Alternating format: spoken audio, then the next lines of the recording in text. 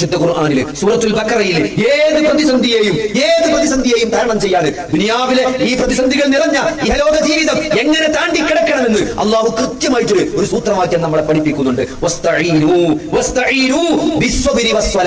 നിങ്ങൾ നമസ്കാരം കൊണ്ടും ക്ഷമ കൊണ്ടും അള്ളാഹുവിനോട് സഹായം തേടണമെന്നാണ്. നിങ്ങൾ ആലോചിച്ചു, രണ്ട് കാര്യമാണ് പടച്ചോൻ പറഞ്ഞത്. അള്ളാഹുവിനോട് ഈ ജീവിതത്തിൽ എന്തൊക്കെ പ്രതിസന്ധി വന്നാലും എന്തൊക്കെ പരീക്ഷണങ്ങൾ വന്നാലും നിങ്ങൾക്ക് അള്ളാഹുവിന്റെ സഹായം ആവശ്യമുണ്ട്.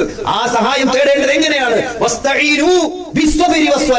ക്ഷമ കൊണ്ടും നമസ്കാരം കൊണ്ടും നിങ്ങൾ അള്ളാഹുവിനോട് സഹായം തേടണമെന്നാണ്. നോക്കി, അള്ളാഹുവിന്റെ റസൂൽ സല്ലല്ലാഹു അലൈഹി വസല്ലമക്ക് എന്ത് പ്രതിസന്ധി വന്ന് റസൂലിന്റെ മനസ്സ് കുടുസായി പോയാൽ, പ്രയാസങ്ങൾ ഉണ്ടായാൽ, മാനസിക സംഘർഷങ്ങൾ ഉണ്ടായാൽ ബിലാലിനോട് ബാങ്ക് വിളിക്കാൻ അല്ലെങ്കിൽ നമസ്കാരത്തിലേക്ക് നബി സല്ലല്ലാഹു അലൈഹി വസല്ലം ധൃതി കൂട്ടുമായിരുന്നതാണ്. കാരണം നമസ്കരിക്കുമ്പോൾ റസൂലിന് വലിയ സമാധാനമാണ് അനുഭവപ്പെടുക എന്നാണ്. സഹോദരങ്ങളെ, നമസ്കാരം കൊണ്ട് സഹായം തരണം. അതേപോലെ തന്നെ ക്ഷമ കൊണ്ട് അള്ളാഹു പഠിപ്പിക്കുകയാണ്, ക്ഷമ കൊണ്ട് നിങ്ങൾ സഹായം തരണം.